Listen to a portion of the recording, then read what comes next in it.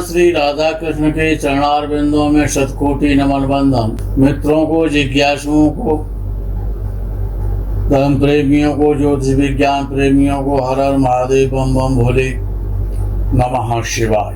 मित्रों, हर माता पिता को ये चिंता रहती है कि मेरा पुत्र या पुत्री किस प्रकार की उत्तम शिक्षा प्राप्त करेगा, पढ़ेगा नहीं पढ़ेगा, शिक्षा का कैसा युग है। हायर एजुकेशन का हर व्यक्ति चाहता है कि मेरा पुत्र या पुत्री हायर एजुकेशन प्राप्त करे, गोल्ड मेडल प्राप्त करे।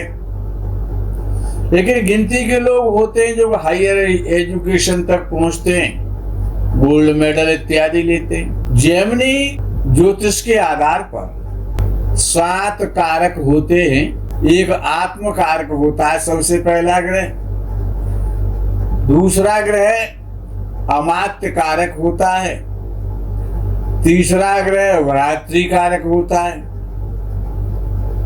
चौथे नंबर पर मातृकारक आता है। 5वें नंबर पर पुत्र कारक आता है। 6वें नंबर पर ज्ञाति कारक आता है और 7वें नंबर पर दारा कारक आता है। ऋषि पाराशर के जो कारक हैं वो स्थायी कारक हैं। जैसे कि सूर्य राजा है, चंद्रमा रानी है, मंगल सेनापति है, बुध युवराज है, बृहस्पति मंत्री है, वित्त मंत्री भी कहा जाता है उसे। शुक्र पत्नी है, पत्नी का कारक है।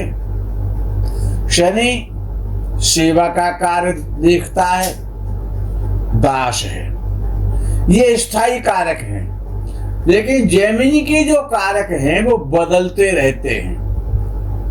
वो अंश और कला के आधार पर हुआ करते हैं, डिग्री और मेरिट के आधार पर। आत्मकारक ग्रह जो सबसे भोगांश वाला, जिसके पास सबसे अधिक अंश होते हैं, वो अमात्य कारक कहलाता है। उससे दूसरे नंबर पर जिसके अधिक भोगांश होते हैं,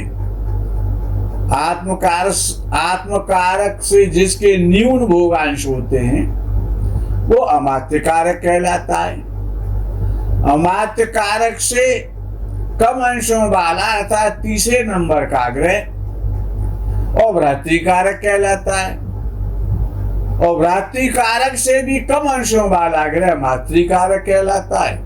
और मातृकारक से कम अंशों वाला ग्रह पुत्र कारक कहलाता है। पुत्र कारक से भी कम अंशों वाला ग्रह ज्ञाति कारक कहलाता है। और सबसे कम अंशों वाला ग्रह जो बचता है वो दारा कारक कहलाता है। वो जीवन साथी की तरह काम करता है। दारा कहते हैं पत्नी के लिए, जीवन साथी के लिए, अर्थात वो सप्तमेश की तरह काम करता है।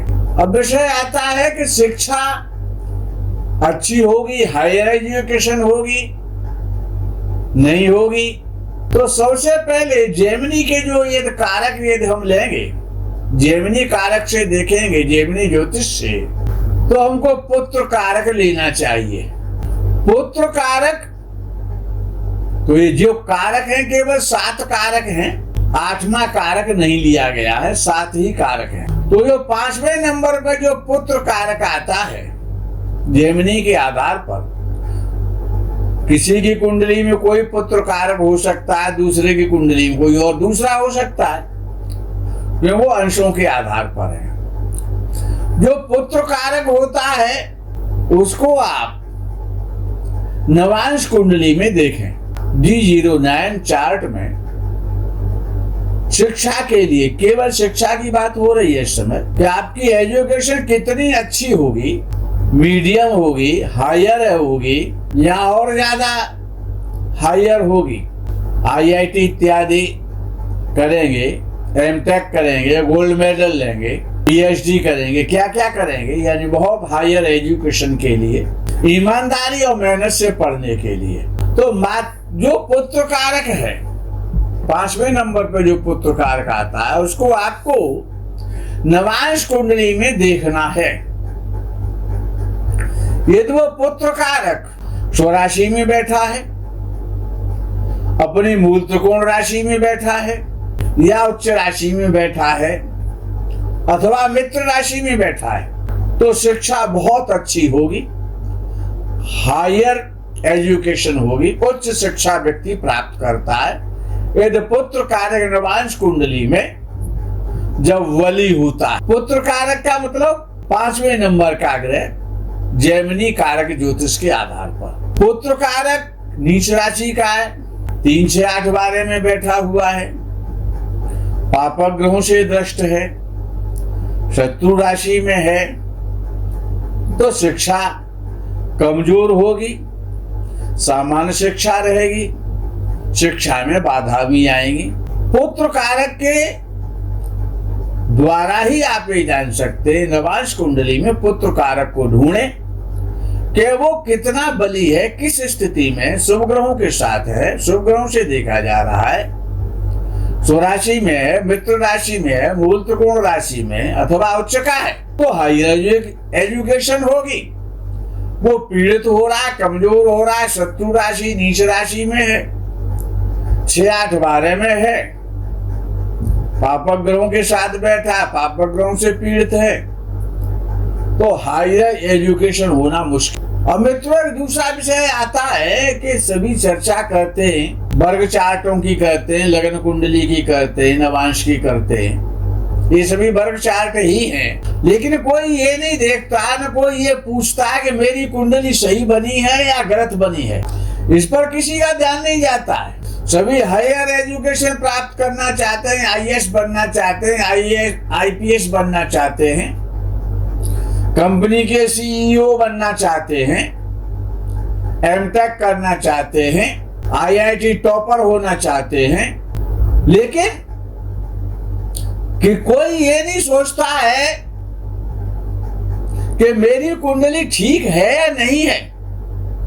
जो मेरा जो टाइम है जिसके आधार पर कंप्यूटर ने या ज्योतिषी ने या पंडित जी ने जो जन्म पत्र बना के तैयार किया है वो कितना एक्यूरेट है। अगर वो एक्यूरेट नहीं है तो अच्छे से अच्छे ज्योतिषी उसको देखते रहे, फला देश तो एक्यूरेट नहीं होगा ना। जो जन्म पत्र एक्यूरेट नहीं है, आपकी जन्म कुंडली एक्यूरेट नहीं है, तो फिर वर्ग चार्ट एक्यूरेट कहां से हो जाएंगे, ग्रह एक्यूरेट फल कैसे दे पाएंगे।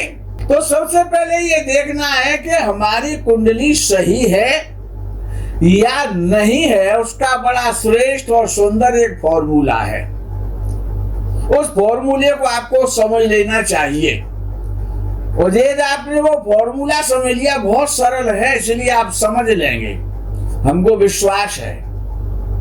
हम समझ पाए या ना समझ पाए उस फॉर्मूले को, लेकिन जब हम आपको बताएंगे तो आप जरूर समझ लेंगे। आप अपने उस फॉर्मूले को संतान की कुंडली पर प्रयोग करें कि उनकी कुंडली एक्यूरेट है कि नहीं है, आप अपनी कुंडली पर करें, उस फॉर्मूले को किसी भी कुंडली पर लगाएं, वो हमेशा एक्यूरेट ही बताएगा। यदि कुंडली में अंतर है तो कितने मिनट का अंतर है वो भी आप स्वयं ठीक कर सकते हैं। फॉर्मूला है जेमिनी ज्योतिष के आधार के जो मातृकारक होता है, यानी 4 नंबर वाला कारक जेमिनी ज्योतिष के आधार पर जो 4थे नंबर पे आता है, जो मातृकारक कहलाता है, उसको चतुर्विंशांश कुंडली में देखें, विद्या वाले चार्ट में देखें, चतुर्विंशांश में देखना है आपको। चतुर्विंशांश में यदि मातृकारक का संबंध पंचम भाव से हो रहा है या पंचमेश से हो रहा है तो आपकी कुंडली एक्यूरेट है। और ये तो मातृकारक का संबंध पंचम भाव या पंचमेश से किसी भी प्रकार से नहीं बनता है तो आपकी कुंडली एक्यूरेट नहीं है। जब कुंडली एक्यूरेट नहीं है तो दशा गणना भी एक्यूरेट नहीं होगी, कुंडली भी एक्यूरेट नहीं होगी और फलादेश भी एक्यूरेट नहीं हो सकता। और मातृकारक को चतुर्विंशांश कुंडली में कैसे आप देखेंगे कि ये चतुर्थ भाव या चतुर्थ से संबंध बना रहा है कि नहीं बना रहा है? मातृकारक या तो चतुर्थ भाव में बैठा हो तो पंचम भाव में बैठा। पंचम भाव की चर्चा हो रही चतुर्विंशांश कुंडली के पंचम भाव में। मातृकारक को देखना है कि मातृकारक का संबंध चतुर्विंशांश के पंचम भाव या पंचमेश से हो रहा है कि नहीं हो रहा। उसका सिद्धांत मैं आपको बताता हूं कि मातृकारक ग्रह चतुर्विंशांश कुंडली में यदि पंचम भाव में बैठा है तो आपकी कुंडली सही है। पंचम भाव को देख रहा है मातृकारक ग्रह तो आपकी कुंडली सही है। मातृकारक पंचमेश को देख रहा है तो आपकी कुंडली सही है।